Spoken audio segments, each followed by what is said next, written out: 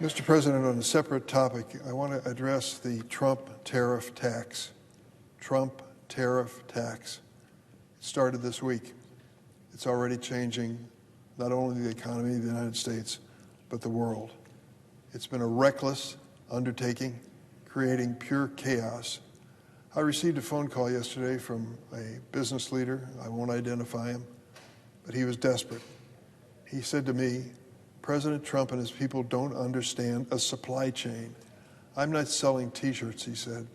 I'm selling sophisticated products that require chemicals and electronics that are rare to find. And sadly, some of the minerals which are desperately needed in my production effort are virtually controlled by China. Well, naturally, with the battle over the tariffs underway, China has decided to cut off American manufacturers from the availability of those critical chemicals. And that means restraining the production in the United States of some very important and worthwhile products. He said to me, what am I supposed to do? And I said, I don't know. I don't know if anybody in this administration has thought through what they have started. We clearly may reach a point soon, and I hope it happens, where Donald Trump says, fine, I want to declare victory. We're going to reverse course. It's going to be business as usual between the United States and the world. I think that's highly unlikely that he'll do it, but anything's possible with this man. This much I do know.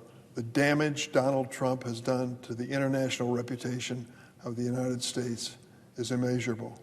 You see the leaders in these countries and what they're saying. They thought that they were close friends and allies of the United States, and now they appear to be adversaries, and there's a strategy underway to punish them. Canada, for goodness sakes, is that what the last election was about? Our relationship with Canada?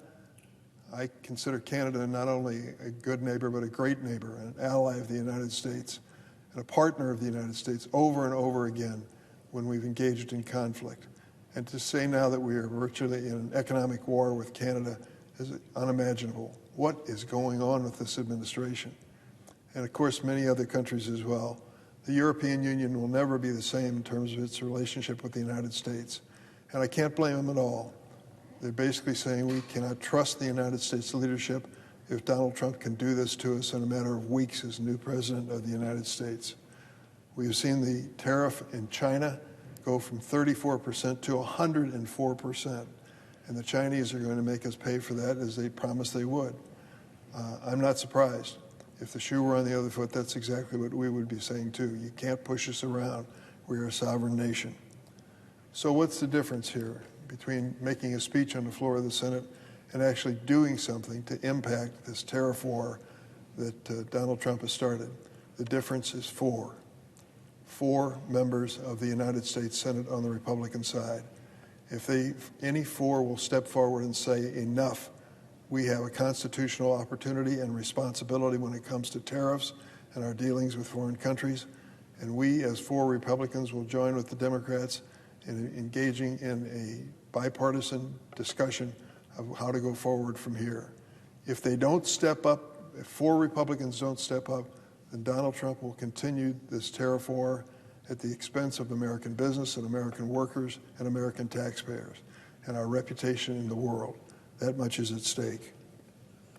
Herbert Hoover signed the Smoot-Hawley law, which imposed tariffs on the world in June of 1930. And then President Hoover went fishing. President Trump signed off on these massive tariffs and went on to play golf at Mar-a-Lago. I don't get it. This is the most serious economic and trade situation we have faced in modern times. Businesses are desperate, looking around how to resolve this in a fashion to keep themselves in business and to employ critical employees. This is a moment when we should be gathering together and talking about specifically where we're headed here. But as I can tell, best I can tell, is that we are putting at risk our constancy, our reliability, and the trust of nations all around the world because of this undertaking. If the Trump tariff tax continues unabated, it's going to destroy this economy, period, end of quote. We are dealing with many people who feel that we are already in a recession or headed to one quickly.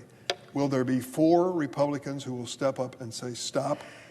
We cannot do this without some thoughtful consideration of what impact it's going to have on our economy.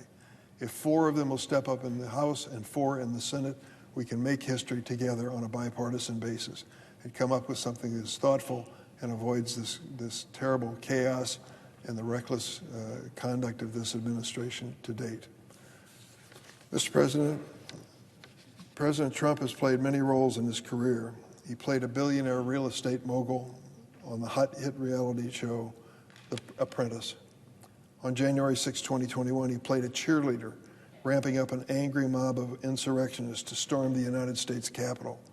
But his latest role may be the most outlandish. He calls himself a doctor. On Thursday, after President's so-called Liberation Day, Tariffs took to social media to announce to the world, and I quote, "The operation is over, the patient lived and is healing. The prognosis is that the patient will be far stronger, bigger, better, and more resilient than ever before." That was a report of the President after his so-called Liberation Day of tariffs.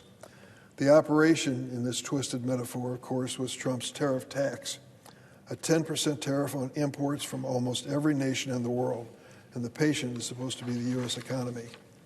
If this is Dr. Trump's idea of a successful operation, he should be sued for medical malpractice.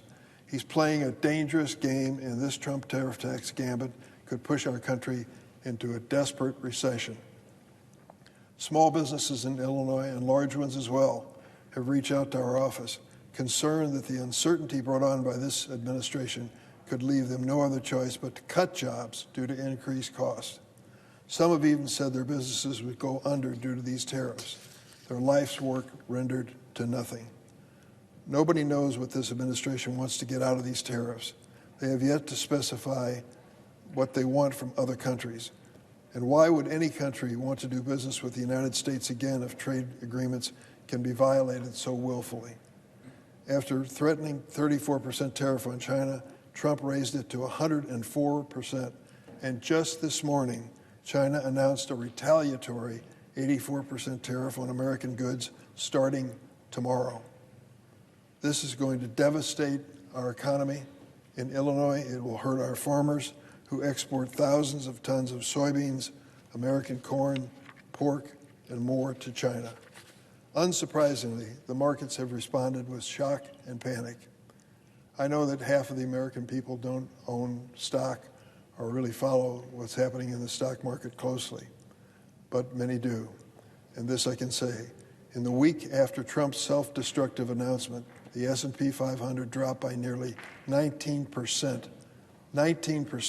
from its last high on February 19th, creeping eerily close to bear market territory. Last week's drop wiped out more than $5 trillion of total wealth.